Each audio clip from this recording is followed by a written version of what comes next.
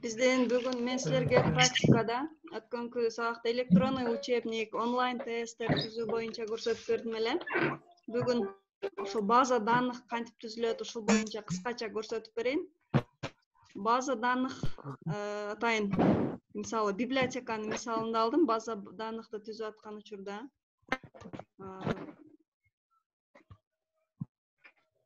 Өзү база данных дегенибиз бул жалпы маалымат, бул база данных маалымат. Мындайча айтканда, жалпылап чогултуп, таблица, форма, запросторго берип, аягында бир кнопканын жардамында ошол нерсени жалпылап чыгарып алуу болуп эсептелет. Мына жерден бул ошо база данных проектирование боюнча ошол база данныхта таблица, запрос, мына жерде схема данных, анан связга берип атканда бирден бирге, бирден көпчүлүккө деп бөлүп берилет.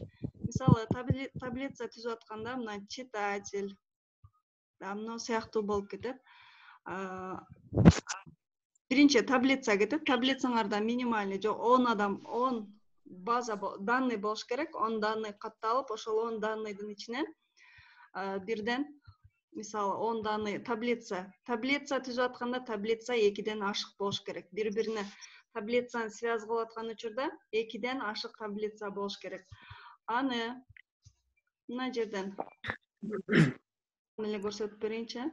Мисалы, мына таблица библиотека боюнча мындай таблица камтылган. Мисалы, бул жерде дагы добавить этсек боло берет. Мына китептин көрүнбөй калды. Көрүнбөй калды.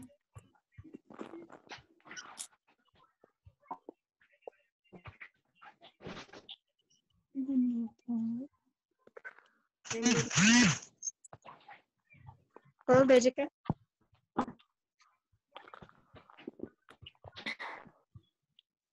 Да көрүнбөй калды. Жок, болду эжеке. Мисалы, мына жерге китептин авторун кошобуз. Мисалы, любой эле ким десек, Алып Осмонов деп көрөлү. Мынантип, бул нерсени өткөнсүңөр сабак учурунда өзүчө. Мынантип кетип берет, ар бирине кошулуп.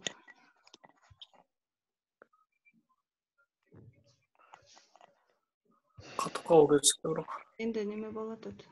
Связь жакшы болбой атат окшойт менде.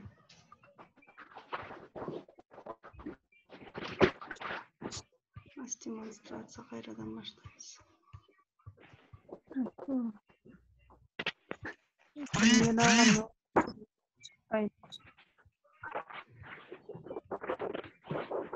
Мындай кылып, мына жерде маалымат кошуп кете беребиз.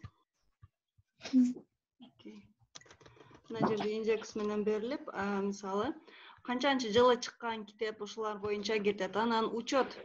Бул учетто качан, мисалы, читатель номери, китептин канча код менен киргизилген жана биринчи таблицада киргизилди, ошондой кылып туруп алынып, анан бул жерде дата выдача. Ошо библиотекадан читатель окуган студент же болбосо окуучу китепти кайсыл күнү алып кеткен, ошол нерсени боюнча каралат.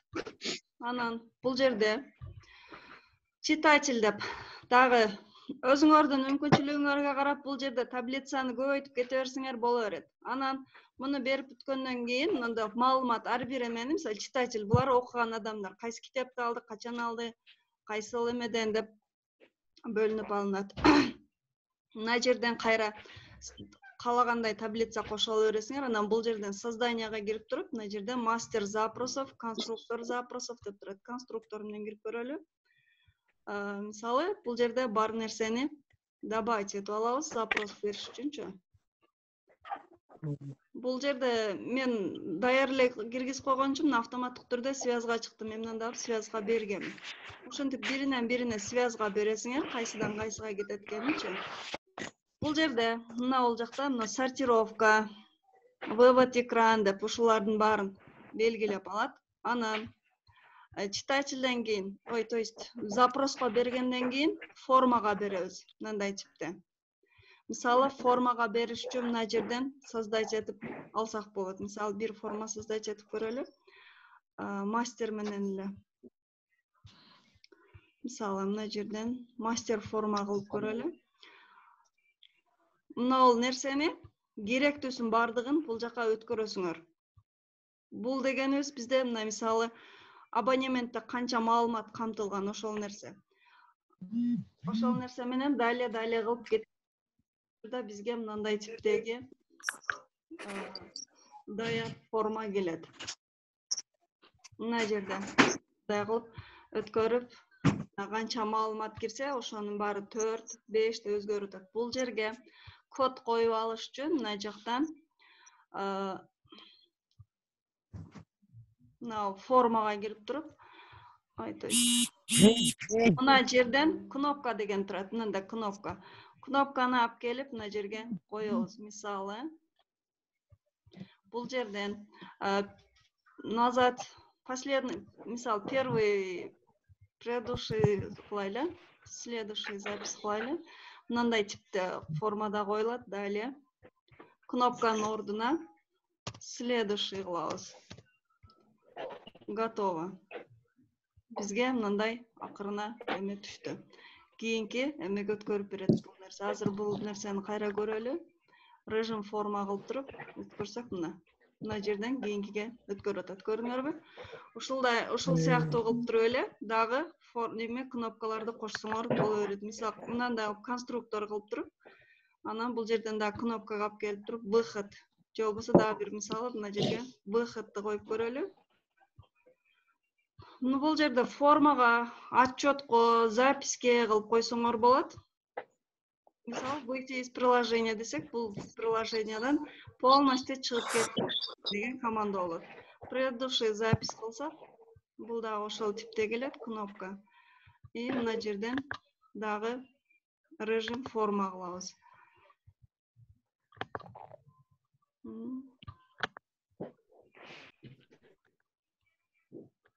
Режим форма. Эми мына койгон кнопкаларыбыз бул жака түшүп кетиптир. Невозможно указанный. Мына жакта бул биринчи болгон үчүн бул эң башкы эмеге алып келе албайт. Мына эми алып келди. Ошол типте мына нерсени өзгөртүп камтый берет. Назад вперёдду койдук, кийинки эмеге өтөлү. Мындай болуп, бул дагы бул жерге да коюп алсак болот, коюп көрөлүбү?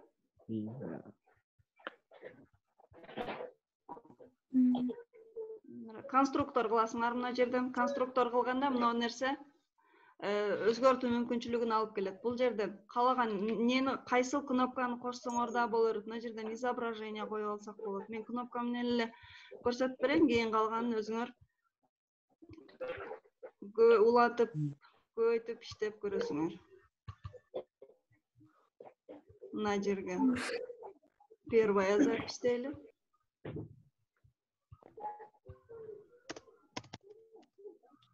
Первая запись. Да, бирди кошуп көрөлү. Мына жерге, например, последняя запись.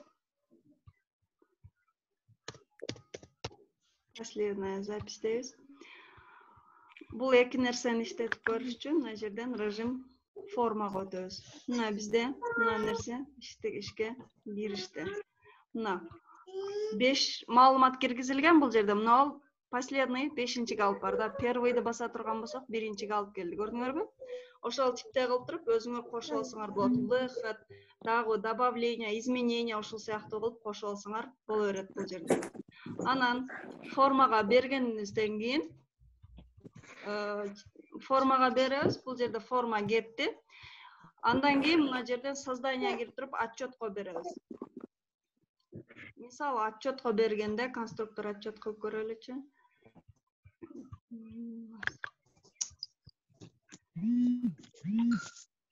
Мына формадан отчеттин эле кылайлы батыраак. Мына ол жерде канча, мисалы, читатель, абонемент, учет деп ар бирин бирден алып алсаңар болот, же выборка деп типте алып алсак болот. Биз читательди алып көрөлү, бизге бардык маалымат керек. Эгер маалыматтын кайсы бирөө керек эмес болсо, мисалы, год рождения керек эмессиңер, бул жака өткөрүп койсоңор боло берет.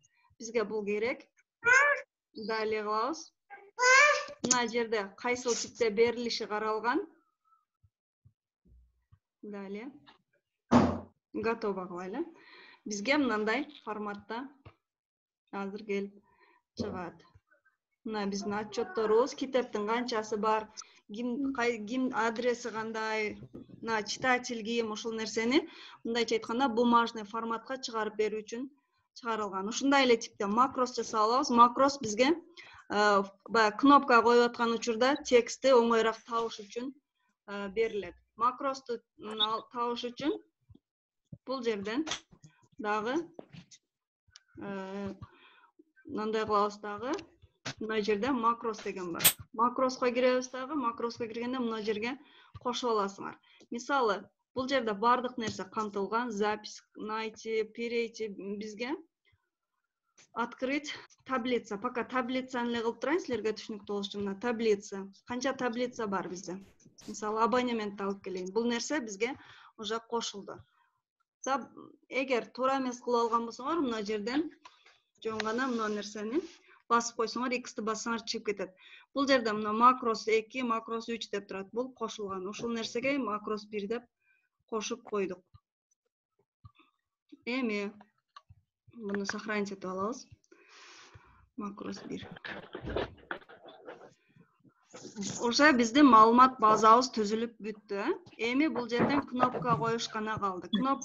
Кнопка коюш үчүн мына жерде диспетчер кнопочных форм деген бар. Эгерде бул жок боло турган болсо, силерде компьютериңерде файлга кирип туруп, мына жерден параметрге кирсеңер, бизге бул жерден чыгарып берет.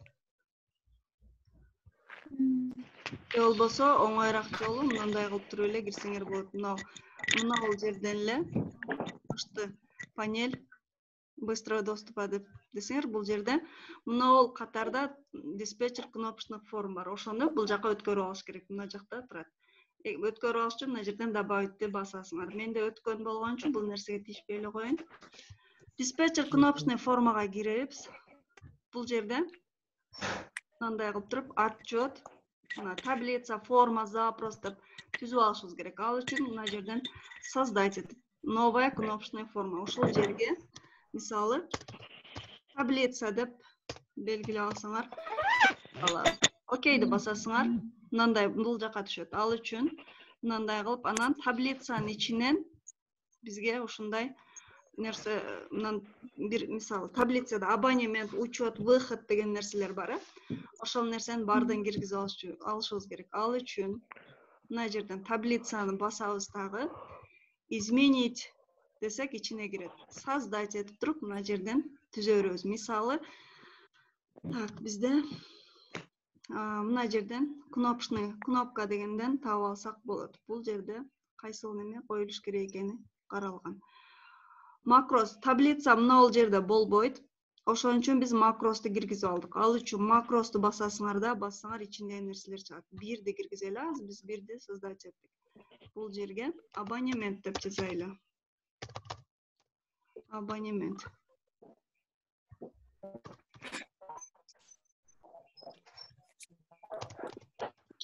Абонемент деп жазып туруп, окейди басып алсак, мына нерсе ошонун ичине камтылат. Анан маалымат ушинтип киргизип алгандан кийин закрыть этебиз дагы, мунун баарын жаап көрөбүз. Закрыть.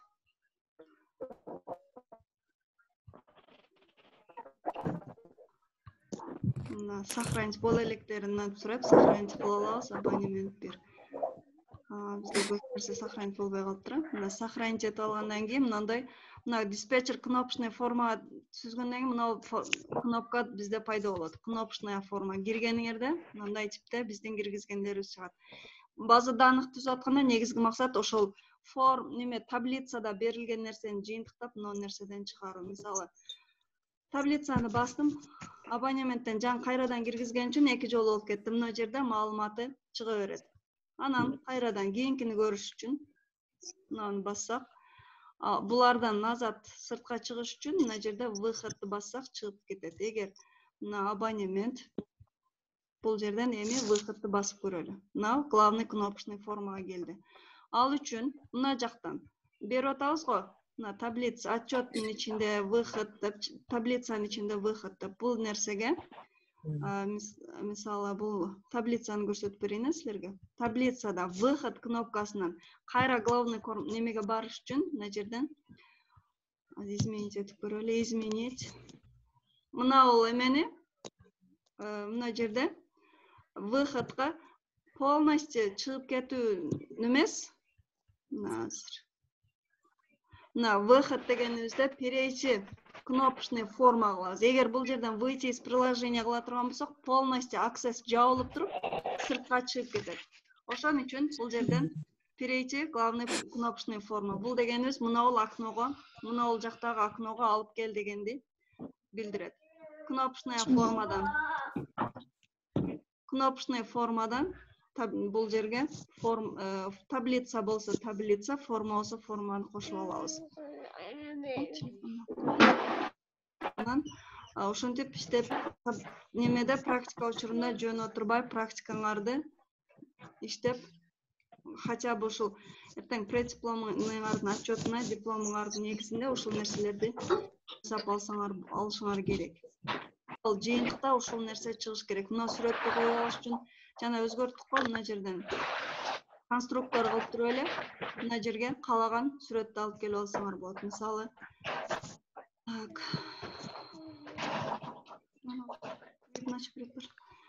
мына жерден любой эле сүрөттү коюп көрөйүн силерге түшүнүктүү болуш үчүн. Мына сүрөттү алып туруп коюп алсак болот. Мына сүрөт койдук, бул жакта главный темаңар кала берет. Бул нерсени кайра ордуна келтириш үчүн режим форма кылабыз. Режим форма кылганда мындай типке келди, көрдүңөрбү? Мынтип өзгөрө берет. Бул жерден выход болсоң кайра ушул жерге алып келет. Мына форма жана форма биринчи, последний. Сыяктуу кнопкаларды көбөйтүп коюп, үстүнөн иштесеңер болот. Анан эмне калды силерге айтпай турган? Таблицаны киргизип атканда обязательно мына макрос таблица бергенден кийин кнопканы кнопкага келгенде ошол нерсе ачыш үчүн макроско сөзсүз түрдө беришиңер керек. Макросты обязательно беришиңер керек. Анан бул жерде мына жерден мына нерсе кнопка коюп атканда биз азыр мына аксесте, мисалы, мына нерсени мына главная кнопочная форма деп турат, ушул нерсе мына биз мына телосу мындайча айтканда кнопка берип атканыңардачы, мына окно кнопкасы телосу болуп эсептелинет ошол кнопка түзүүнүн. Бул жакта ушул таблицанын ичинде, мисалы, таблица 1, таблица 2 биз жана абонемент, учет деп берип аттык го. Ошол абонемент, учеттордун ордуна мына жерде келген обязательно ушул нерсе камтылышы керек. Мынаны басып туруп таблицаны, мына нерселерди ачып алышыңар үчүн. Негизги аксесс база данных түзүүдө негизги максат ушул нерсени мына таблицада берген маалыматыңарды бир кнопканын жардамында чыгарып алуу болуп эсептелинет. Көрүнбөй калды окшойт дагы. Мен ошибка берип чыгып калдым. Катып калды. Кайра көрүнүп калды. Ошол база данных боюнча түшүнбөгөн жерлериңер болсо сурагыла. Анан бул база данных боюнча немесин видео урогун мына жерде азыр бир эле көрүп калдыңар. Эме болгон үчүн мен силерге видео урогун жиберип коем. Ошол өзүңөргө кеңирээк маалымат алып көрүшүңөр үчүнчү. Анан бул жерде эмнесин түшүнбөдүңөр, сурагыла болбосо.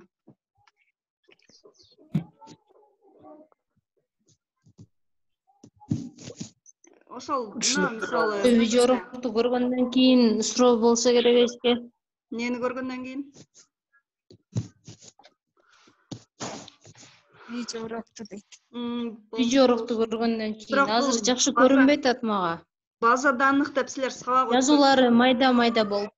Мына таблица обязательно биринчи таблица кетет. таблицадан схемада аныктап мынтип бири-бирине связга беребиз. Анан запрос кетет, форма кетет. Анан аягында мындай мынау неменин жардамында, мисалы, типа ушул сыяктуу мына телосу деп айтылат, а бул ошонун ичиндеги мүчөлөрү болуп эсептелинет. Ушул нерсени биз мындай типте кылып киргиздик, мисалы.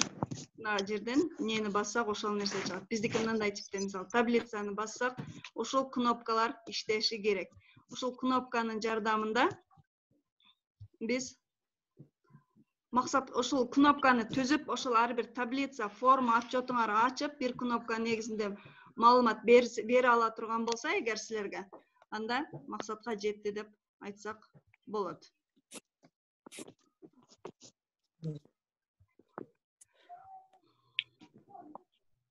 Ошол бүгүн негизги сабагыбыздын темасы ушул болуп эсептелинет.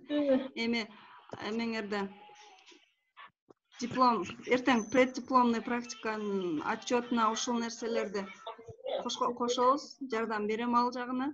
Анан өзүңөр да кичине аракет кылып, карап даярдана бергиле практиканын жыйынтыгында.